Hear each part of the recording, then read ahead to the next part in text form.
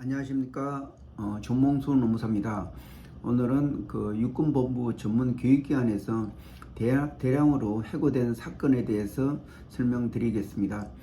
지난 며칠 전에 그 해고된 근로자가 한 분이 찾아와 가지고 그 설명하기를 본인은 지난주에 해고됐는데 그 이유가 지난 8월 달부터 11월 달까지 4개월 동안에 출근 시간 이후에 출근하고 또 퇴근 시간 이전에 퇴근한 이런 근태가 불량하다, 이런 이유로 해고됐다고 하는 내용입니다. 자기뿐만 아니고 그렇게 대상자가 6명이, 자기 포함해서 6명이 해고되고 5명이 어떤 중징계를 받았다고 합니다.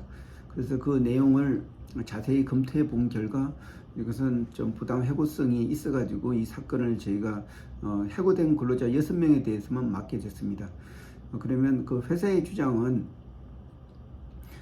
여기는 분명히 출퇴근 시간이 정해져 있는데도 불구하고 어떤 상습적으로 많이 늦게 출근하고 일찍 퇴근했고, 그래도 그 시간이 과도하게 그 4개월 동안 판단한 결과 50시간 이상으로 그렇게 늦게 출근하고 또 퇴근한 게 50시간 이상인 경우에는 해고를 결정했고, 그 이내인 사람은 어떤 무급 정직이나 또 감봉 등을 결정했다, 이런 내용이었습니다.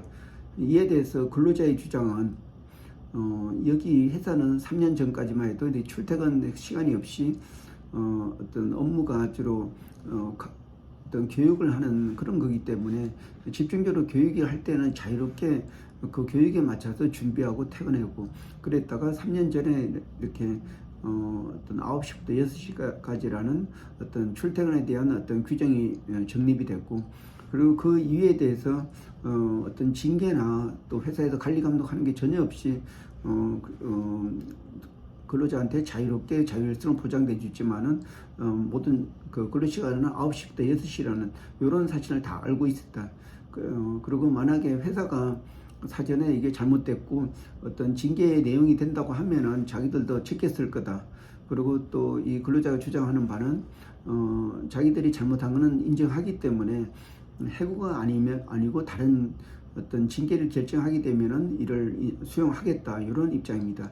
그래서 이 사건을 맡은 공인 노무사로서 입장에서는 어떤 회사의 어떤 징계 목적이 어떤 그 위반에 대해서 그걸 시정하기 위해서 사전에 기회를 줬는지, 그러니까 징계의 종류에서도 어떤 서명 경고나 그 감봉이나 또 강등이나 아니면 또 그 무급 정직, 그리고 그래도 더 이상 안 될 때는 어떤 해고, 그 징계 해고를 할 수가 있는데, 처음부터 이렇게 징계 해고를 하고 또 사전에 교육도 시키지도 않고 이렇게 한 부분은 어떤 신의 측에 따라서 너무 과도한 징계다, 이렇게 판단을 했습니다.